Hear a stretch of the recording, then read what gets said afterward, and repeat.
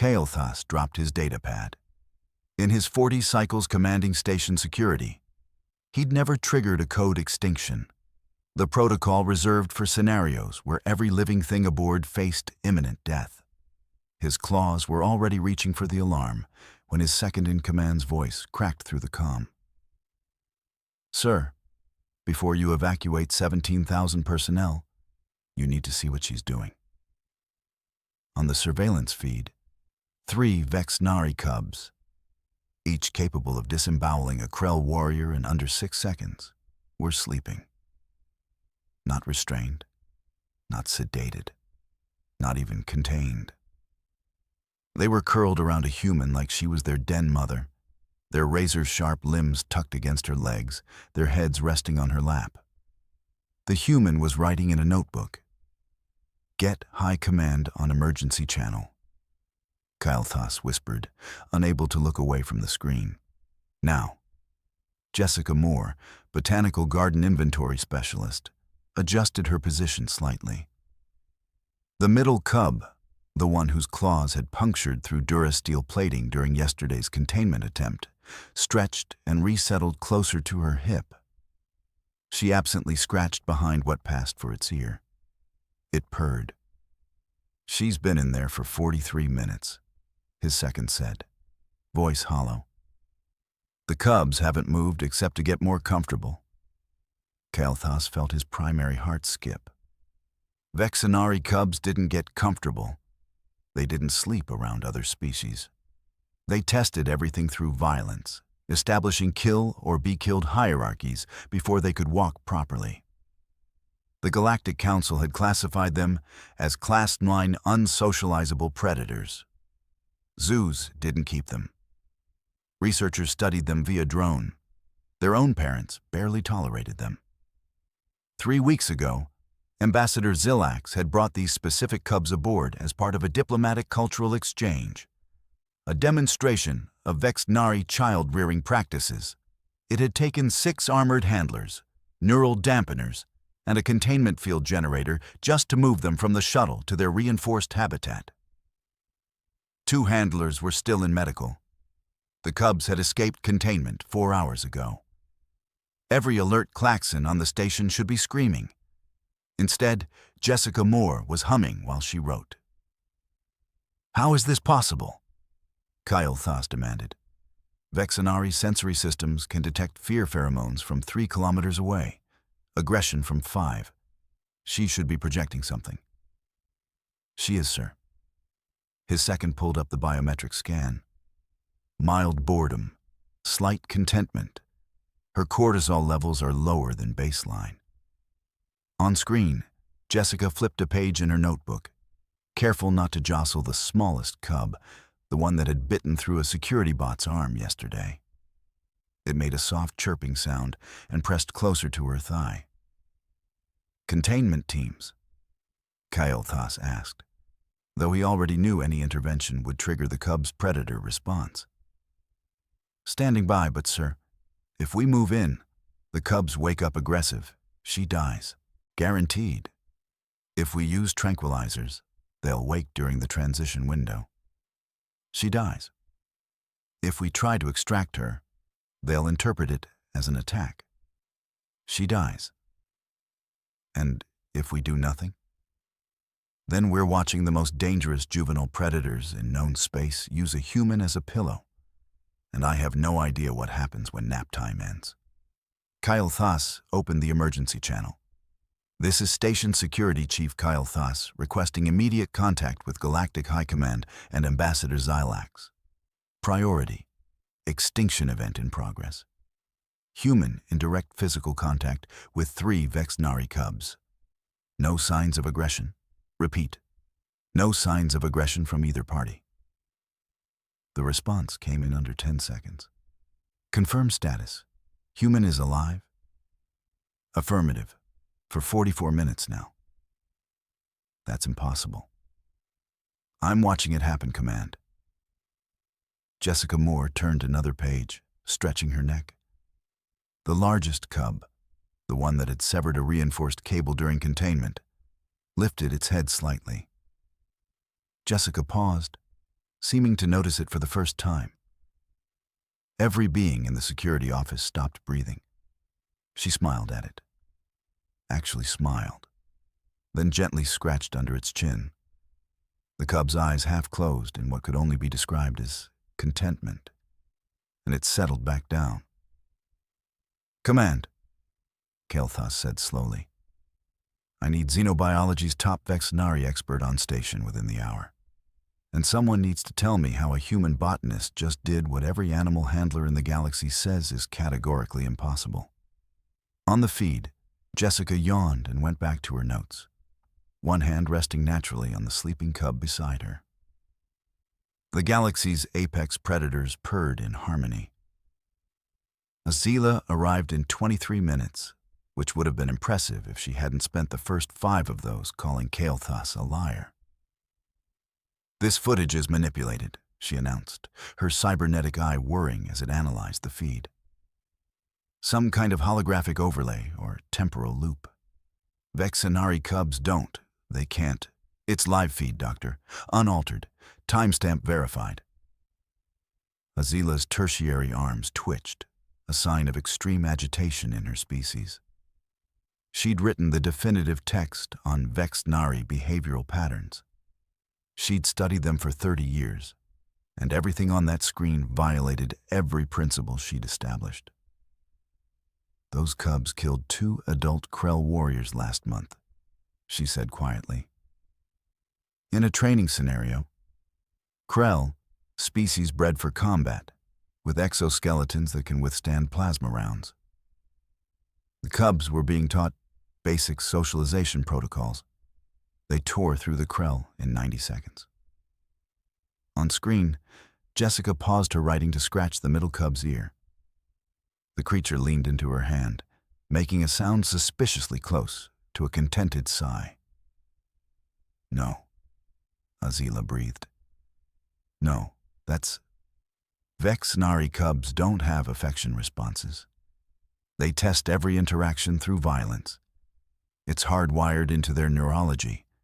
They attack their own siblings daily to establish dominance hierarchies. Their parents feed them and then immediately retreat to avoid being attacked themselves." "Then explain what we're watching." "I can't." Azila's voice cracked. "At this developmental stage, these cubs should be in a constant state of hypervigilance. Every sensory input is processed as potential threat or prey. They don't rest around other beings. They certainly don't." The smallest cub stirred, lifting its head. Every being in the security office tensed. Azila's hand moved instinctively toward the emergency tranquilizer authorization panel. The cub yawned, showing 3 rows of serrated teeth designed to shred through reinforced armor. It blinked sleepily at Jessica, who glanced up from her notebook and smiled at it. "Hey there, sleepyhead," Jessica said softly. The cub made a small chirping noise, stretched its 6 limbs in a way that should have been a pre-attack posture, and then curled back against Jessica's side and closed its eyes. Azila's legs went weak. She gripped the console for support. "That was a threat display," she whispered. "The stretch, the teeth exposure, the vocalization. That sequence precedes 98% of juvenile Vexnari attacks. It should have been followed by a strike to the throat." "Should have," Kael'thas agreed grimly. High Command's voice cut through the calm. "Security Chief, we're reviewing options. Tranquilizer protocol remains too high risk. The cubs would transition through a semi-conscious aggressive phase. Estimated human survival, 0%. Confirmed, Command. Can we evacuate the human? Slowly extract her from the room?" Azila shook her head violently. "Absolutely not. Movement away from the cubs would trigger their hunting instinct. They're asleep now, but their predatory reflexes are still active. Anything that moves like prey becomes prey. And humans move exactly like prey species in Vexnari evolutionary history." Jessica yawned and shifted slightly, adjusting her notebook to a more comfortable angle. All 3 cubs moved with her, resettling themselves around her new position without waking. "How is she doing that?" Azila demanded. "They're adjusting to her movements. Predators don't. That's pack behavior. Den behavior. These cubs shouldn't have pack instincts yet. They're barely past the spawning phase." "What about calling the ambassador?" Kyle Thas suggested.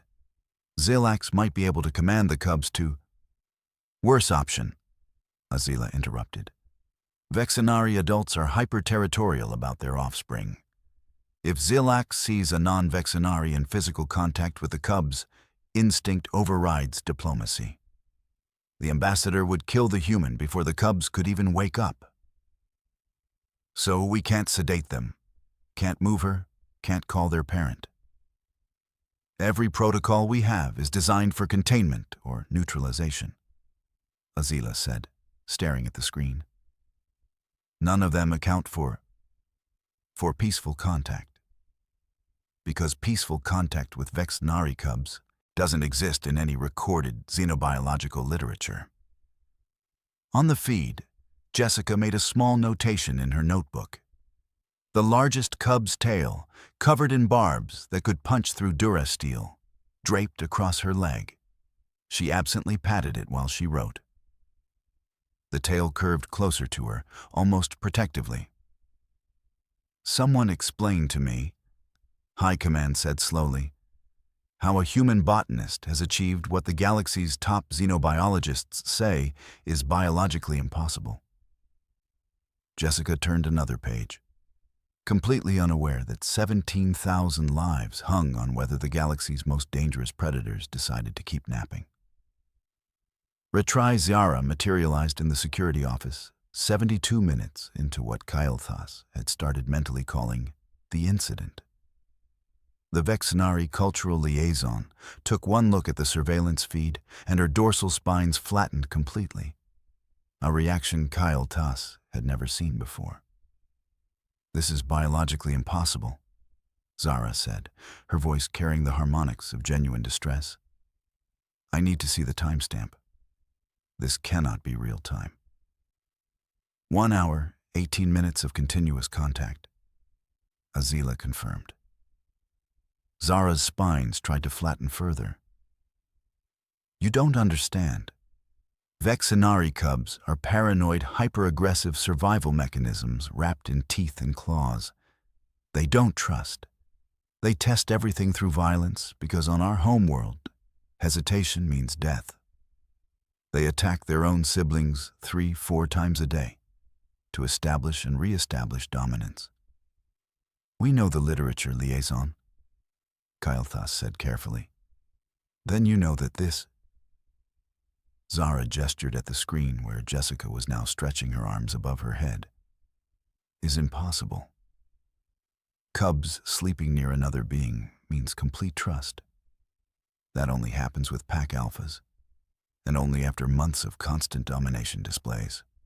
Even then, they sleep in shifts. Never all 3 at once. That would leave them vulnerable. She's been there for 78 minutes. Zara's claws extended involuntarily.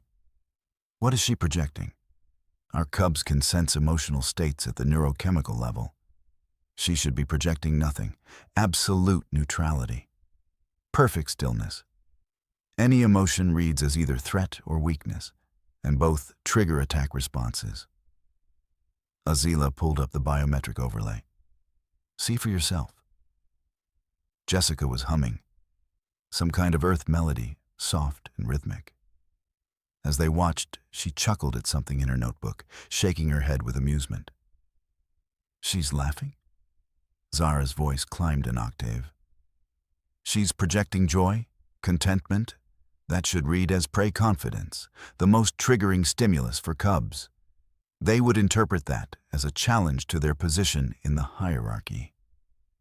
"Should," Kael'thas echoed.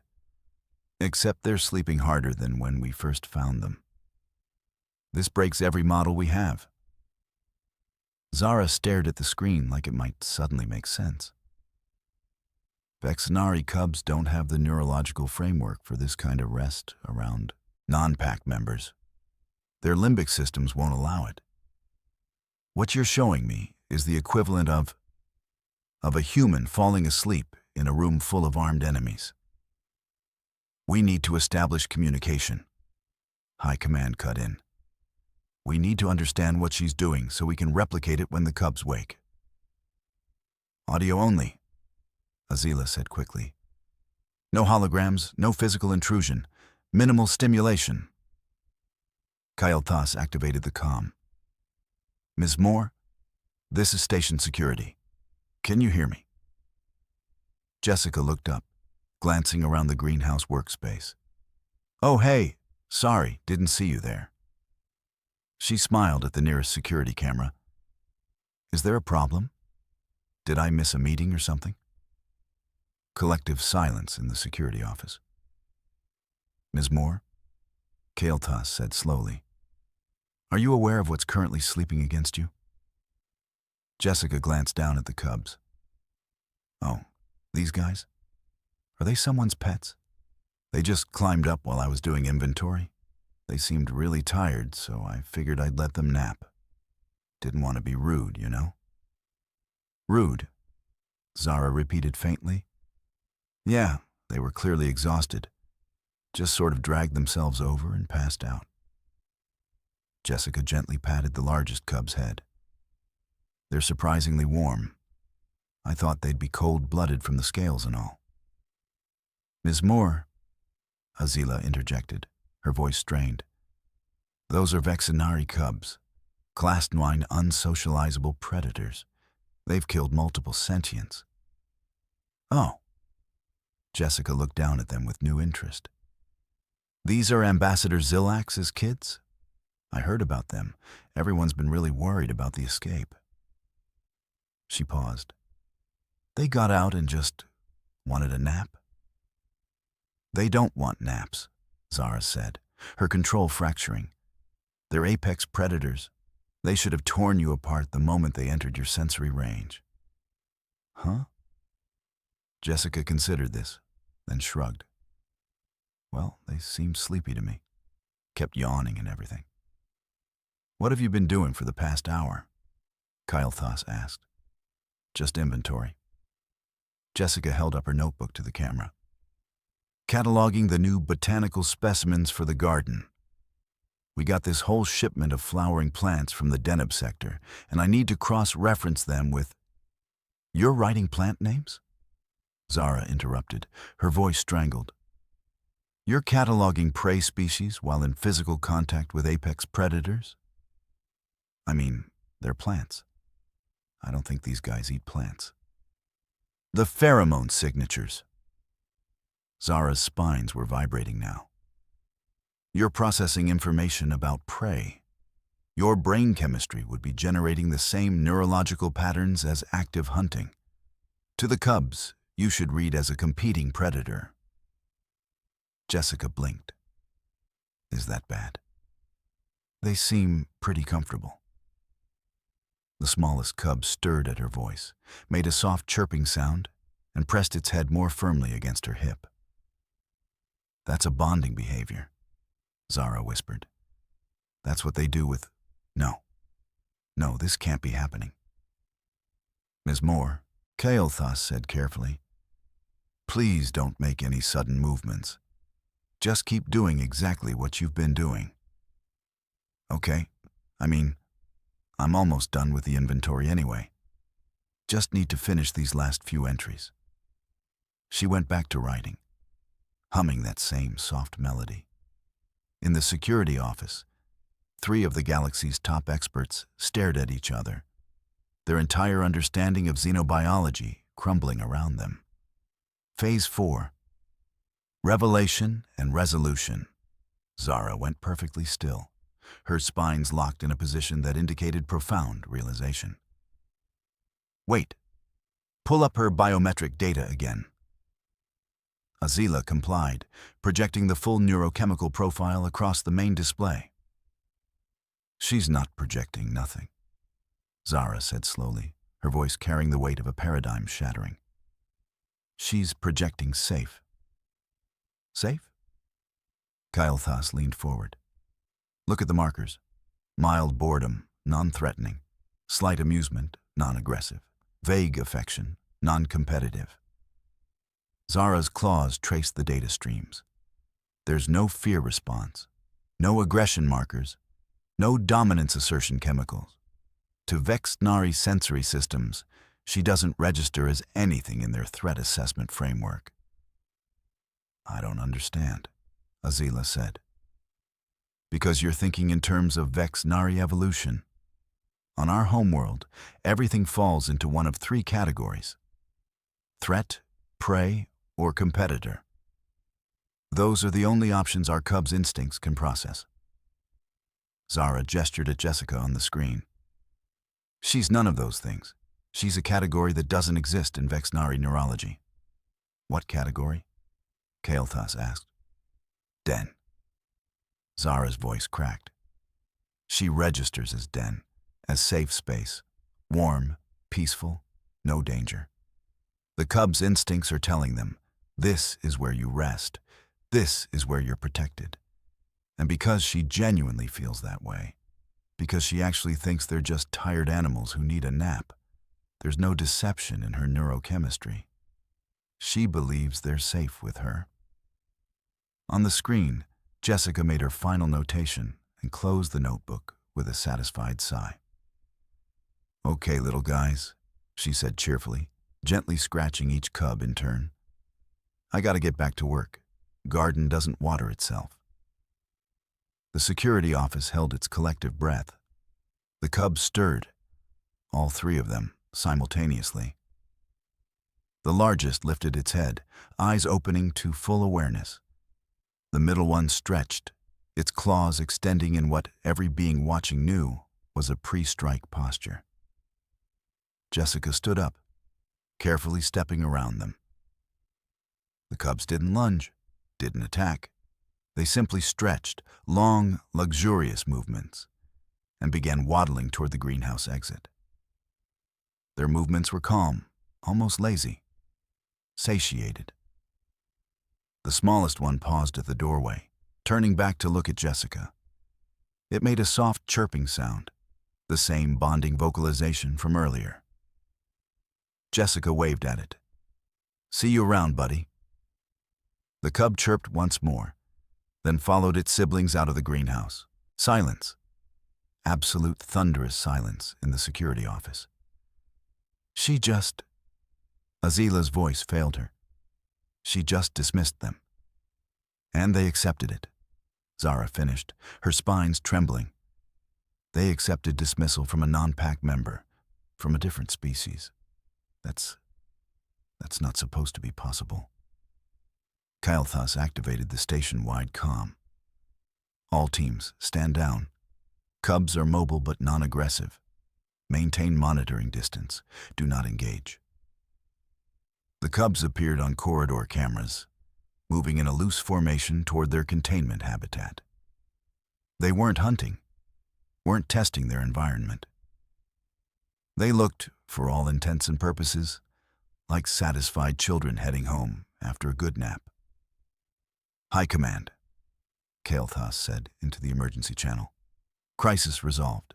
Human unharmed. Cubs returning to habitat voluntarily. Explain, came the terse response. Zara stepped forward. Humans lack the predator-prey-competitor framework that governs most species threat assessment. They can occupy a neutral space, a safe space. Ms. Moore treated the galaxy's apex predators like they were sleepy house cats from her homeworld. And because she genuinely believed they were just tired animals who needed rest, her neurochemistry projected exactly that. Safety, comfort, den. So the cubs found the one thing their instincts have been searching for since they hatched. Zara said quietly. A place where they didn't have to fight. Where they could actually rest. On screen, Jessica had returned to her watering duties. humming that same soft melody, completely unaware that she'd just rewritten fundamental xenobiological theory. The cubs reached their habitat and walked inside without resistance.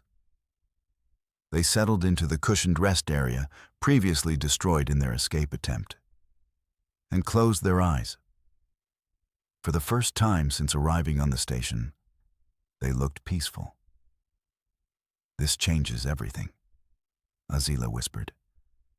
"Every protocol, every interaction model, every assumption about cross-species contact with aggressive species. It changes what we thought was possible," Zara agreed. "All because a human botanist thought they looked tired," Kael'thas added, shaking his head. In the greenhouse, Jessica picked up her notebook and headed for the exit, already thinking about her next task. She had no idea she'd just become the most important xenobiological discovery in galactic history. By station hour 2300, emergency protocols had been officially canceled. The cubs remained peacefully in their habitat, sleeping more soundly than they had since arrival. Zara sat in the security office, filing the most unprecedented report of her career. Human biology allows for emotional states fundamentally incompatible with standard predator-prey dynamics, she dictated. Recommendation: immediate integration of human personnel into Vexnari diplomatic contact programs. Further recommendation: comprehensive study of human neurochemical frameworks for application in xenobiological relations with previously classified unsocializable species. Kael'thas reviewed the report, then looked at Azila. Do humans understand how dangerous that was? Does she understand? I doubt it, Azila said, pulling up Jessica's personnel file. Her risk assessment training was standard. Nothing about Vexnari lethality protocols. She probably just thought they were cute. They've killed trained warriors. She thought they looked sleepy. Jessica was back in the botanical garden's main greenhouse, watering a row of deneb lilies when Kael'thas found her. She looked up with a bright smile. "Oh, hey, security chief, right? Everything okay?" "Ms. Moore, I need to explain what happened today." Kael'thas gestured to a nearby bench. "May I?" Sure. Just let me finish this row." She moved to the next plant, watering can tilted carefully.